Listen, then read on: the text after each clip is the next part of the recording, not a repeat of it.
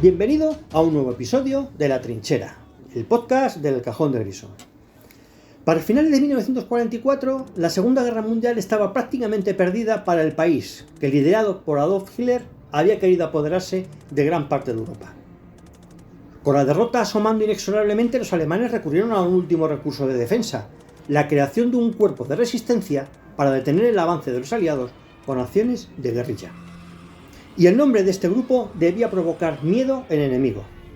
Y Werwolf, hombre lobo en alemán, fue el nombre que recibió este conjunto de guerrilleros nazis que en un principio fue conformado por militares profesionales, pero que posteriormente reclutó a ciudadanos comunes, incluidos hasta mujeres y niños. Su objetivo era básicamente amedrentar mediante asesinatos, sabotajes y atentados a los ejércitos aliados según iban ocupando territorio alemán. Arengados por una constante propaganda que los llevaba a defender su nacionalismo hasta las últimas consecuencias con la consigna: quien no está con nosotros, está contra nosotros. Estos combatientes de última hora también tenían como objetivo asesinar a políticos alemanes que confraternizaran de alguna manera con los invasores de Alemania o a cualquier ciudadano que mostrara amabilidad para con los aliados. Durante los últimos meses de la guerra, entre el otoño europeo de 1944 y el suicidio de Hitler, y con la posterior capitulación en mayo de 1945, en diferentes paredes de ciudades y pueblos alemanes, además de los destrozos y las marcas de disparos, podía leerse un mensaje: traidor, ve con cuidado, la Werwolf te observa. Además, aparecía también un símbolo, similar a una Z tumbada, la marca característica de esta organización guerrillera, y que representaba, curiosamente, una trampa de lobos. Para algunos historiadores, la apelación de Hitler para crear este grupo de choque de hombres lobo tiene que ver con la relación que siempre tuvo la ideología nazi con lo esotérico o lo sobrenatural. Según otros estudiosos, el folclore alemán, los hombres lobos representan personajes imperfectos, pero bien intencionados, que pueden ser bestiales, pero que están tremendamente unidos a los bosques, la sangre y la tierra. Representa la fuerza y la pureza alemana contra los intrusos. Por otra parte, la fascinación de las autoridades del Tercer Reich con estos hombres que actuaban con la fiereza de los lobos provenía de la lectura de un libro de cabecera para los nazis, Der Werwolf, publicado en 1910. En esta obra, su autor, un nacionalista alemán llamado Hermann Löns, narra la historia de Hans Wolf, un campesino que durante la Guerra de los 30 años, que se desarrolló entre 1618 y 1648, en territorios de la actual Alemania, es atacado por soldados extranjeros que asesinan a toda su familia y arrasan con sus posesiones. Entonces, el hombre forma una milicia con vecinos de su pueblo con la que persigue, atrapa y acaba con los invasores.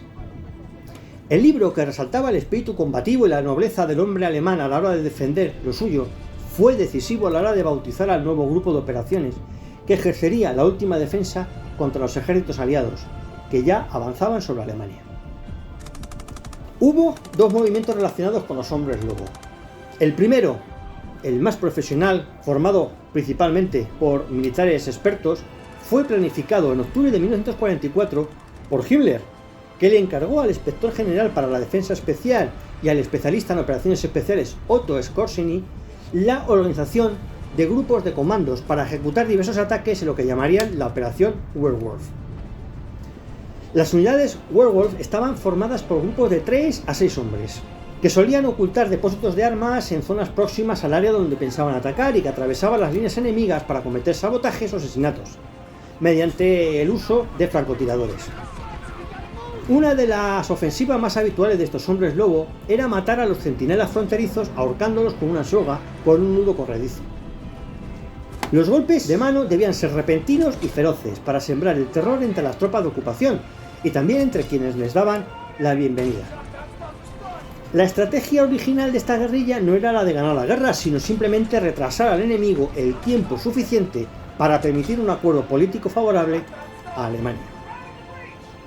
Entre los actos más destacables de estos comandos estuvo el asesinato de Franz Oppenhof, un abogado católico alemán, referente y símbolo de los políticos antinazis, a quien los aliados habían colocado como alcalde de Aquisgrán, una ciudad próxima a la frontera con Bélgica, que ya estaba bajo el poder de los estadounidenses. Dos hombres del Werwolf, Joseph Leichhardt y Herbert Wenzel, fingieron ser aviadores que habían caído en territorio enemigo y fueron a la casa del alcalde, supuestamente para solicitar ayuda. Pero una vez allí, Leichhardt sacó su arma y le pegó a Oppenhoff un tiro en la cabeza.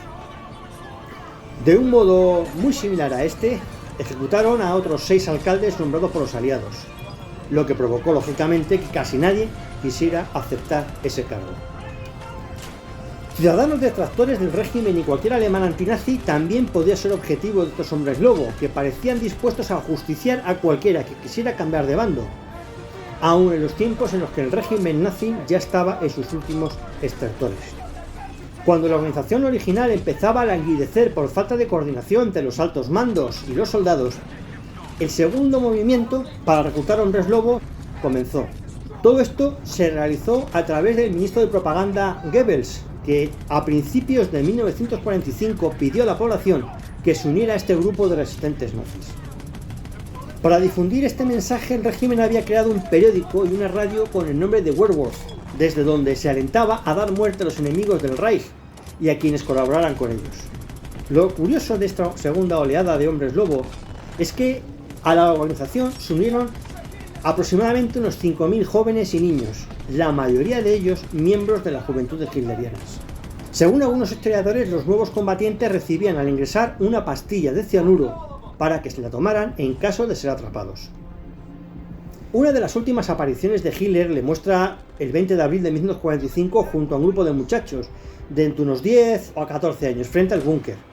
Algunos de estos pequeños portan en sus pechos las cruces de hierro que señalan su heroísmo, y si bien no se puede establecer a ciencia cierta si alguno de ellos pertenecían a los Werwolf, las imágenes muestran claramente que la participación de menores en la lucha por Alemania era una práctica promovida y aceptada por la jerarquía nazi. Bueno, pues poco después Hitler se suicidó en ese mismo búnker ante la caída definitiva del Tercer Reich. La vida había terminado para Hitler, pero los niños siguieron peleando y fueron enviados a primera línea en la misma batalla de Berlín, y entre abril y mayo de 1945 para detener al Ejército Rojo. Esta situación se muestra claramente en filmes como El hundimiento, El puente o la más reciente Jojo Rabbit.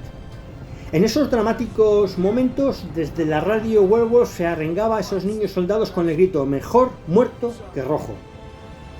Realmente, para los soviéticos, la edad de sus enemigos no contaba a la hora de dispararles, y muchos de estos niños fueron masacrados en el combate o posteriormente, sobre todo si se les encontraban con un uniforme de las SS.